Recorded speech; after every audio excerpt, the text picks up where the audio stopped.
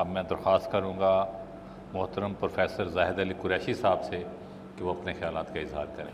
بسم اللہ الرحمن الرحیم۔ الیوم اکملت لکم دینکم واتممت علیکم نعمتی ورضیت لکم الاسلام دینا۔ صدق اللہ مولانا العظیم۔ جناب اسپیکر، اراکین مجلس شورا، آج کا موضوع جو ہے اتنا پیچیدہ نہیں ہے۔ آبادی کا معاملہ ہے، وہ بڑھ رہی ہے۔ وسائل جو ہے اس پر چند لوگوں نے قبضہ کیا ہوا۔ اگر وسائل کو ہر آدمی جو اس کو دیے ہیں وہ یہ خیال کرے کہ ان پر ہمارے مسلمانوں کا بھی حق ہے تو میں یہ کہتا ہوں تمام مسائل حل ہو جاتے ہیں۔ پاکستان میں آج تک تعلیم کا ایک مسئلہ حل نہیں ہوا۔ یہ شاہین صاحب بھی بیٹھے ہیں، میرا بھی تعلق تعلیم سے ہے۔ تعلیم جو ہے اب ایک پیشہ بن گیا ہے، وہ تعلیم نہیں رہی، تعلیم بک رہی ہے۔ اور پھر آپ یہ دیکھیں کہ آج تک تعلیم میں ایک نصاب مقرر نہیں ہو سکا۔ یہ ظلم نہیں ہے؟ 80 سال ہو گئے پاکستان کو بنے ہوئے۔ تعلیم کے جو بنیادی حق ہے کہ ہمارے ہاں پنجاب، سندھ اور جتنے ہمارے صوبے ہیں ان کے لیے ایک نصاب ہونا چاہتا تھا، وہ آج تک نہیں ہوا۔ یہاں سود کا نظام آج تک ختم نہیں ہوا۔ شرح بڑھتی جا رہی ہے، عیاشی کرنے والے عیاشی کر رہے ہیں۔ پہلے جو ہے اگر وہ 2 لاکھ لیتے تھے، اب وہ 20 لاکھ پے لے رہے ہیں۔ جو یہ کہاں سے چل رہے، کون روکے گئے انہیں؟ وسائل کی یہاں کمی نہیں ہے، یہاں وسائل نہیں بلکہ منصوبہ بندی کا فقدان ہے۔ یہاں منصوبہ بندی ہے ہی نہیں۔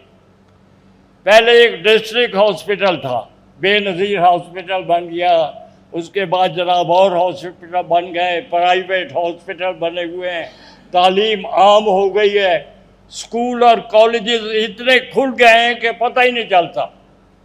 مجھے یہ بتائیں کہ ایک اسکول کھل رہا ہے، کیا گورنمنٹ کی ذمہ داری نہیں ہے کہ اس کی اسکول کی فیزیبلٹی، بلڈنگ، وہاں پر اسکول کی ضرورت ہے یا نہیں ہے تو اس کو پہلے چیک نہیں کیا جاتا؟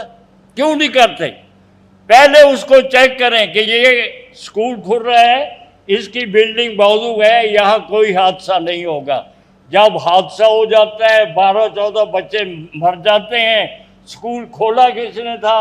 ایک عورت جی میری ضرورت پوری نہیں ہو رہی تھی، میں نے اسکول کھول لیا، اسے اور کوئی بھی کام نہیں ملا۔ تو میرا تو تعلق اسکولوں سے رہا ہے۔ میں یہ کہتا ہوں کہ پہلے منصوبہ بندی کیوں نہیں کرتے؟ اسکول کھولنے سے پہلے پتہ ہونا چاہیے کہ آبادی میں اسکول کی ضرورت ہے بھی یا نہیں۔ ہاں، پھر دوسرا جو قانون آتا ہے آپ کے، وہ اللہ کا حکم آتا ہے۔ اللہ ابراہیم خلیل اللہ کو حکم دیتے ہیں کہ اپنی بیوی ہاجرہ اور بیٹے کو فلاں جگہ چھوڑ آئے۔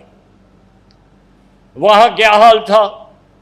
کوئی آبادی تھی، کوئی کھانے پینے کے طریقے تھے، کوئی وہاں فصل اگتی تھی، زمین بنجر تھی، سب چیزیں غیر آباد تھیں۔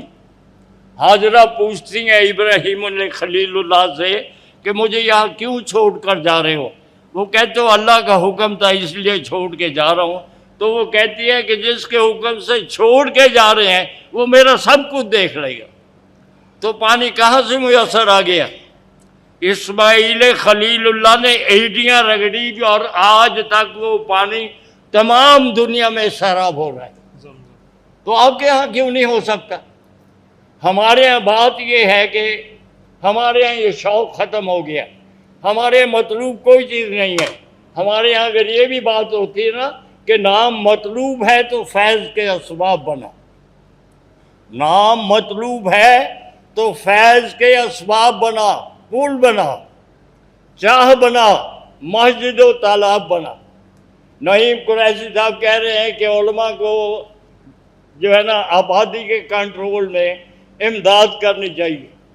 وہ یہاں تو پہلے ہی پاکستان میں ملا چل رہا ہے، 2 بچے ہی کافی ہیں، اور اب اور مصیبت ہو گئی ہے کہ ہر آدمی گھر کا نہ لڑکی کی شادی ہو رہی ہے نہ لڑکے کی ہو رہی ہے، تو آبادی کہاں سے بڑھے گی؟ نہیں، ہر ایک کا مسئلہ نہیں ہے یہ کہ آپ کے بچوں کی شادیاں ہی نہیں ہو رہی، 35 سال عمر ہو گئی ہے، لڑکی کی عمر 40 سال ہو گئی ہے، شادیاں نہیں ہو رہی۔ اور یار منصوبہ بندی ہے ہی نہیں یہاں لٹیروں کا قبضہ ہو گیا ہے ملک پر، اور ہم کہتے ہیں وہ ان کے پاس سارا پیسہ انہی کے پاس آنا چاہیے، ہمیں بھی تو ملنا چاہیے نا کچھ۔ آج اگر زرداری صاحب یا نواز شریف صاحب جہاز نہ خریدیں اور اس کے بعد ان کی عیاشیاں ختم ہو جائیں تو کیا یہ دولت کام نہیں آ سکتی؟ اس ملک میں زرخیزی آئے گی، اس ملک کو آبادی ملے گی، اور اس ملک کا جو ہے نا حالات بدل جائیں گے۔ تو یہاں پر میں یہ سمجھتا ہوں کہ کوئی کمی نہیں ہے، آبادی بڑھے گی، بڑھنے کے اسباب آپ نے ختم کر دیے، وہ ختم ہو گیا، اب کیا بڑھنی ہے؟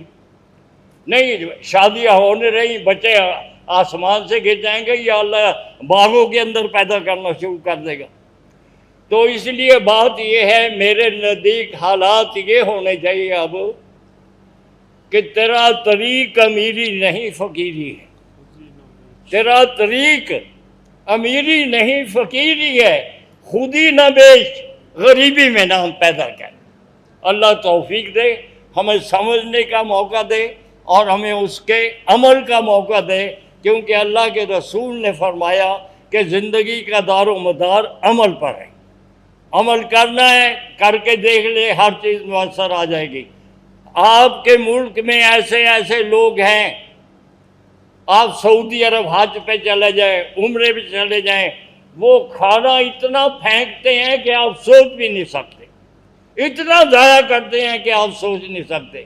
آپ شادی اور بیاہ پر کھانا کتنا ضائع کرتے ہیں، کیا وہ غریبوں کو کام نہیں آ سکتا؟ ہر چیز ہو سکتی ہے، لیکن فقدان ہے ہمارے ہاں منصوبہ بندی کا، کہ ہمارے ہاں کوئی منصوبہ بندی نہیں، کوئی کسی کو نصیحت نہیں کر سکتا، کوئی کسی کو بتا نہیں سکتا۔ علماء مسجد میں جو ہے جمعے کو ان کو موقع ملتا ہے، ان کو پہلے ہی پتہ نہیں ہوتا کہنا کیا ہے۔ یعنی میں حقیقت کہہ رہا ہوں کہ ہمارے ہاں علماء کو یہ پتہ ہی نہیں ہوتا کہ کہنا کیا ہے۔ وہاں بچے بھی بیٹھے ہوتے ہیں، بوڑھے بھی بیٹھے ہوتے ہیں، جوان بھی ہوتے ہیں، وہ اپنا رٹا لگائی اونچ تقریر کرتے ہیں اور چلے جاتے ہیں۔ خدا کے لیے ان چیزوں کو بدلو، تو پھر آپ کی قوم دیکھے کہاں سے کہاں جاتی ہے۔ سب سے پہلے اللہ سے بغاوت چھوڑ دے، اس ملک میں سود کا نظام ختم کر دیں تاکہ اللہ سے بغاوت کا نظام ختم ہو جائے اور ہماری تقدیر بدلنا شروع ہو جائے۔ وما توفیق الا باللہ۔